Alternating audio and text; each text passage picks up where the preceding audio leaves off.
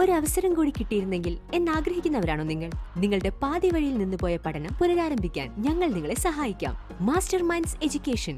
വെറും 6 മാസം കൊണ്ട് നിങ്ങൾക്കും നേടാം SSLC +2 തോറ്റവർക്ക് തോറ്റ വിഷയങ്ങൾ എഴുതിയെടുക്കാവുന്നതാണ്. PSC UPSC അംഗീകൃത സർട്ടിഫിക്കറ്റുകൾ, സയൻസ് കോമേഴ്സ് ഹ്യൂമാനിറ്റീസ് ബാച്ചുകൾ, ഓൺലൈൻ ഓഫ്ലൈൻ ക്ലാസുകളുടെ സൗകര്യവും നിങ്ങൾക്കായി ഒരുക്കിയിരിക്കുന്നു. Master Minds Education, NSS college road, near new bus stand, Pandikkad road, Manjeri. Welcome to Master Minds Education online classes. ഇന്ന് നമ്മൾ ഇംഗ്ലീഷിൻ്റെ സാമ്പിൾ ക്വസ്റ്റ്യൻ പേപ്പറിൽ പാർട്ട് എയിലെ സെക്ഷൻ ഡി ആണ് ഡിസ്കസ് ചെയ്യാൻ പോകുന്നത്. സെക്ഷൻ ഡി എന്ന് പറയുമ്പോൾ ഫങ്ഷണൽ റൈറ്റിംഗ് സ്കിൽസ് ആണ് വരുന്നത്. ഒബ്ജക്റ്റീവ് ടൈപ്പ് ആയിട്ടുള്ള രീതിയിൽ തന്നെയുള്ള ക്വസ്റ്റ്യൻസ് ആണ് ഇവിടെയും വരുന്നത്. അപ്പോൾ ആദ്യത്തെ ക്വസ്റ്റ്യൻ നമുക്ക് നോക്കാം. Read the text carefully and answer questions number 19 to 20. അപ്പോൾ എന്താണ് റൈറ്റിംഗ് സ്കിൽസ് എന്ന് പറഞ്ഞാൽ തന്നെ നമുക്കറിയാം അല്ലേ? നോവല്, ലെറ്റർ, റിപ്പോർട്ട്, അങ്ങനെയുള്ള ആർട്ടിക്കിൾ, ഇതിനെയൊക്കെ ബേസ് ചെയ്തിട്ടുള്ള ക്വസ്റ്റ്യൻസ് ആയിരിക്കും. Read the text carefully and answer questions number 19 to 20. To have a fair complexion is an obsession in our society. To have fair complexion, വെളുത്ത നിറം എന്ന് പറയുന്നത് ഇപ്പോൾ സൊസൈറ്റിക്ക് ഒരു ഒബ്സെഷൻ ആയിട്ട് മാറിയിട്ടുണ്ട്. Demand for fair braids in matrimonial columns and the sale of fairness creams are evident enough. അപ്പോൾ അതിന് തെളിവെന്താണ്? ഈ മനുഷ്യർക്ക് വെളുപ്പിനോടുള്ള ആ ഒരു ഭയങ്കരമായിട്ടുള്ളൊരു ഇഷ്ടം, അതിന് തെളിവായിട്ട് നമുക്ക് കാണാൻ പറ്റും. ഈ മാട്രിമോണിയൽ കോളത്തിൽ എന്താണ്? വെളുത്ത ആൾക്കാരെ പ്രത്യേകമായിട്ട് പറയൂല്ലേ, വെളുത്ത ആളെ വേണം. അല്ലെങ്കിൽ എന്താണ്? ഫെയർനെസ് ക്രീം, നമുക്ക് വെളുക്കാനുള്ള ഒരുപാട് ക്രീമിൻ്റെ ഒക്കെ ഒരുപാട് സാധനങ്ങൾ സെല്ലാവുന്നുണ്ട്. ഇതൊക്കെ എന്താണ്? ഈ മനുഷ്യർക്ക് വെളുപ്പിനോടുള്ള ഒരു പ്രത്യേക താല്പര്യത്തെ കാണിക്കുന്നതാണ്.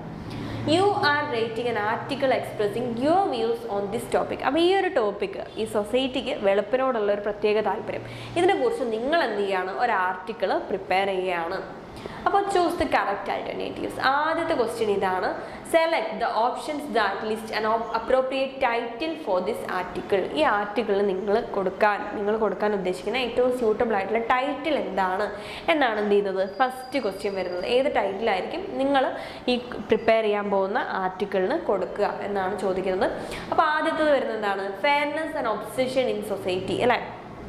ചിലപ്പോൾ ഒരു കൺഫ്യൂസിങ് ആയിട്ട് തോന്നാം, ഒന്നിലധികം ഓപ്ഷൻസ് നമുക്ക് സ്യൂട്ടബിൾ ആയിട്ട് തോന്നാം.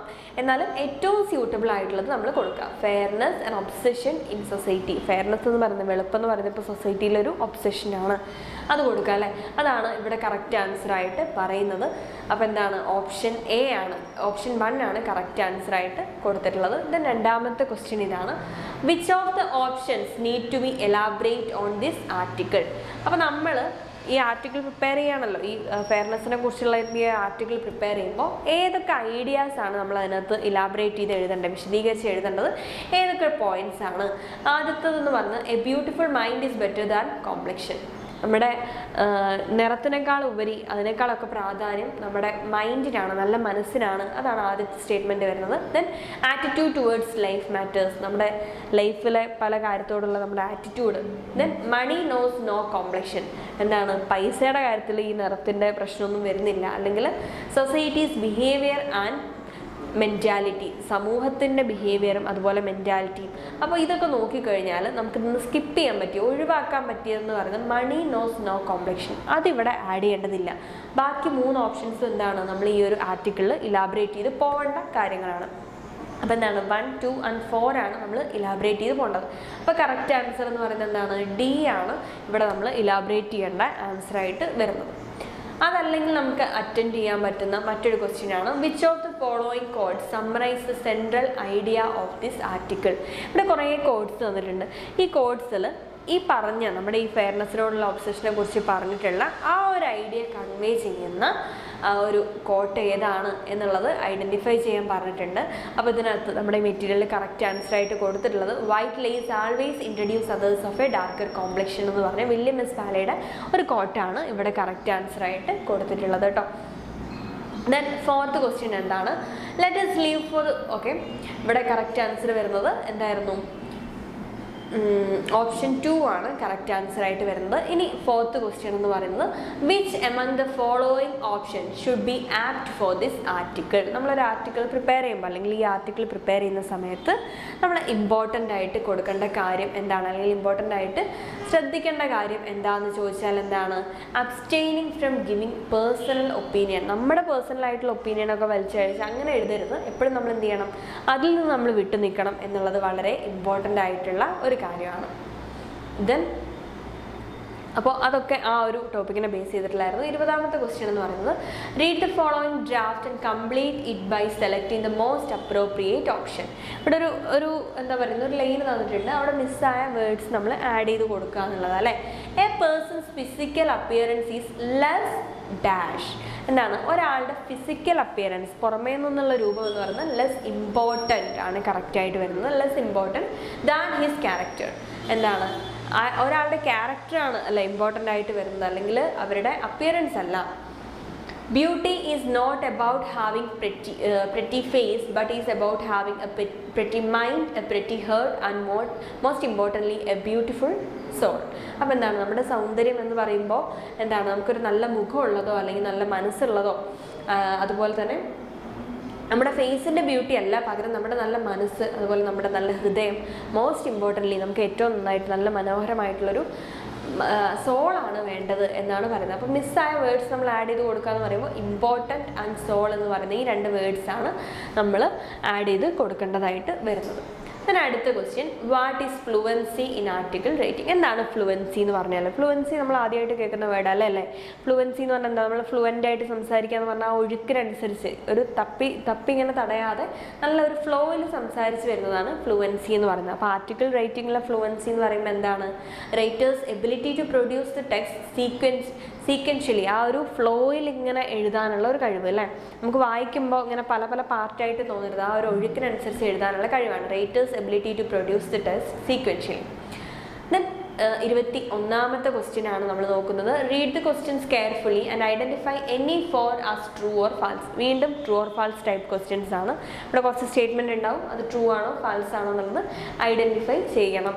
4 എണ്ണമാണ് നമ്മൾ അറ്റൻഡ് ചെയ്യേണ്ടത്. Identification mark of the object found is part of the notice issued for found. നമ്മൾ എന്താണ് ലോസ്റ്റ് ആൻഡ് ഫൗണ്ട് നോട്ടീസ് കണ്ടിട്ടുണ്ടാവും അല്ലേ. അപ്പോൾ അതിനകത്ത് ഐഡൻറ്റിഫിക്കേഷൻ മാർക്ക് എന്ന് പറയുന്നത് ഏതെങ്കിലും ഒരു ഒബ്ജക്റ്റ് കിട്ടിക്കഴിഞ്ഞാൽ നമ്മൾ ആഡ് ചെയ്ത് കൊടുക്കേണ്ടതാണ് എന്ന് പറയുന്നുണ്ട്. വേണോ വേണ്ടല്ലോ.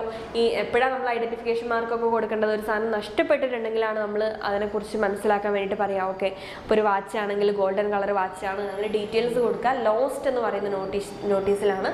ഫൗണ്ട് ആകുമ്പോൾ നമ്മൾ ഈ ഐഡൻറ്റിഫിക്കേഷൻ മാർക്ക് ആഡ് ചെയ്യേണ്ടതായിട്ട് വരുന്നില്ല. അപ്പോൾ അത് ഫാൾസ് ആയിട്ടുള്ള സ്റ്റേറ്റ്മെൻ്റ് ആണ്. Then notice is a type of article. Notice ഒരു ആർട്ടിക്കിൾ ആണെന്ന് പറയുന്നു, അതും ഫാൾസ് ആണ്.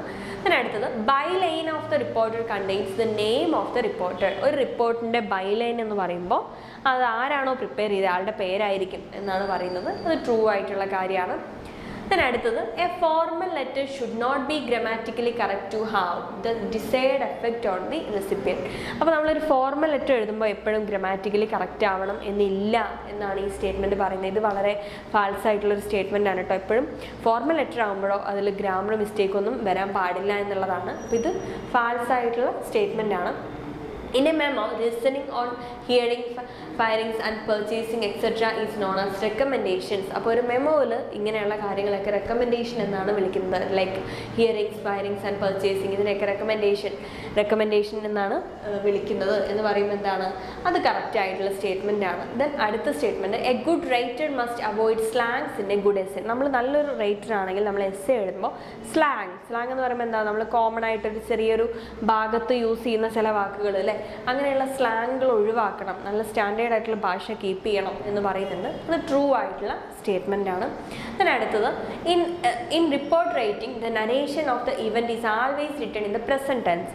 ഒരു റിപ്പോർട്ട് നമ്മൾ പ്രിപ്പയർ ചെയ്യുമ്പോൾ എപ്പോഴും പ്രസൻറ്റ് ടെൻസിലായിരിക്കണം റിപ്പോർട്ട് എഴുതേണ്ടത് എന്നാണ് ഈ ഒരു സെൻറ്റൻസ് പറയുന്നത്. നമുക്ക് കണ്ടാൽ തന്നെ അറിയാം റിപ്പോർട്ട് എന്താണ്, ഒരു സംഭവിച്ചു കഴിഞ്ഞ കാര്യത്തെക്കുറിച്ചാണ് നമ്മൾ റിപ്പോർട്ട് ചെയ്യുക. അപ്പോൾ ഒരിക്കലും നമുക്കത് പ്രസൻറ്റ് ടെൻസിൽ എഴുതാൻ കഴിയില്ല, എപ്പോഴും പാസ്റ്റ് ടെൻസ് ആണ് വേണ്ടത്. സോ ഇത് ഫാൾസ് ആയിട്ടുള്ള സ്റ്റേറ്റ്മെൻ്റ് ആണ്. In letter writing replying to enquiries come under category of informal letter. Last statement ഇതാണ്. നമ്മൾ എൻക്വയറി അല്ലേ, റിപ്ലൈ കൊടുക്കുന്നത്, എൻക്വയറിക്കൊക്കെ റിപ്ലൈ കൊടുക്കുന്നത് ഇൻഫോർമൽ ലെറ്റർ കാറ്റഗറിയിൽ വരുന്നതാണ് എന്ന് പറയുന്നുണ്ട്. അതൊരിക്കലും ശരിയല്ല. ഇൻഫോർമൽ ലെറ്റർ എന്ന് പറയുമ്പോൾ എന്താണ്, ഫ്രണ്ട്സ്, റിലേറ്റീവ്സ് അങ്ങനെയുള്ളവർക്കാണ് നമ്മൾ ഇൻഫോർമൽ ലെറ്റർ എഴുതുന്നത്. ഫോർമൽ ലെറ്റർ എന്ന് പറയുമ്പോഴാണ് ഒഫീഷ്യൽ പേർപ്പസിന് വേണ്ടിയിട്ടുള്ള ലെറ്റേഴ്സ് എല്ലാം ഫോർമൽ ലെറ്റേഴ്സിൻ്റെ കാറ്റഗറിയാണ്. അപ്പോൾ ഇതും ഫാൾസ് ആയിട്ടുള്ള സ്റ്റേറ്റ്മെൻ്റ് ആണ്. ദെൻ 22ാമത്തെ ക്വസ്റ്റ്യൻ ആണ്, answer any 2 of the following questions in 1 sentence. ഇവിടെ എന്താണ്, ഒരു 4 ക്വസ്റ്റ്യൻസ് തന്നിട്ടുണ്ട്. അതിലേതെങ്കിലും ഒരു 2 എണ്ണം അറ്റൻഡ് ചെയ്യാനാണ് പറയുന്നത്. While writing articles where should the writer mention his or her name. നമ്മളൊരു ആർട്ടിക്കിൾ പ്രിപ്പയർ ചെയ്യുമ്പോൾ നമ്മുടെ പേര്, ആ ആർട്ടിക്കിൾ എഴുതിയ ആളുടെ പേര് എവിടെയാണ് മെൻഷൻ ചെയ്യേണ്ടത്? ദിസ് ബിലോ ദ ടൈറ്റിൽ അല്ലേ. നമ്മൾ ആ ടൈറ്റിൽ കഴിഞ്ഞ ഉടനെ while preparing an article we should mention our name just below the article. ആ ആർട്ടിക്കിളിൻ്റെ തൊട്ട് താഴെയായിട്ടാണ് നമ്മൾ പേര് മെൻഷൻ ചെയ്യേണ്ടത്. Expression of thanks is written in which type of the writing. Expression of thanks ഏത് റേറ്റിംഗിലായിരിക്കും ഉണ്ടാവുക എന്ന് ചോദിച്ചാൽ ആർട്ടിക്കിൾ റേറ്റിംഗ് അല്ലേ. Then where should we write the name and designation of addresses in a business letter? ഒരു business ലെറ്ററിൽ നമ്മൾ എവിടെയാണ് ഈ പറഞ്ഞ പോലെ നെയിം ആൻഡ് അഡ്രസ് ഡെസിഗ്നേഷൻ ഒക്കെ എവിടെയാണ് ആഡ് ചെയ്ത് കൊടുക്കുന്നത്? എന്താ പറയുന്നത്, അപ്പർ ലെഫ്റ്റ് ഹാൻഡ് കോർണറിലാണ് ഇത്തരം ഡീറ്റെയിൽസ് ഒക്കെ നമുക്ക് പോകാനുള്ളത്. Then what is the category of a letter of complaint? ഒരു കംപ്ലയിൻറ്റ് ലെറ്റർ എന്ന് പറയുന്നത് ഏത് കാറ്റഗറിയാണ്? അപ്പോൾ ലെറ്റർ നമുക്കറിയാമല്ലോ 2 കാറ്റഗറിയാണ് വരുന്നത്, ഫോർമൽ ആൻഡ് ഇൻഫോർമൽ വരുന്നുണ്ട്. കംപ്ലയിൻറ്റ് ലെറ്റർ എന്ന് പറയുമ്പോൾ അത് ഫോർമൽ ലെറ്റർ എന്ന് പറയുന്ന കാറ്റഗറിയിലാണ് വരുന്നത്. അപ്പോൾ ഇത്രയാണ് പാർട്ട് എയിലെ സെക്ഷൻ ഡിയിൽ നമുക്ക് വരുന്നത്. ഇനി സെക്ഷൻ ഇ നമുക്ക് നെക്സ്റ്റ് ഒരു വീഡിയോയിൽ ഡിസ്കസ് ചെയ്യാം. Okay, thank you.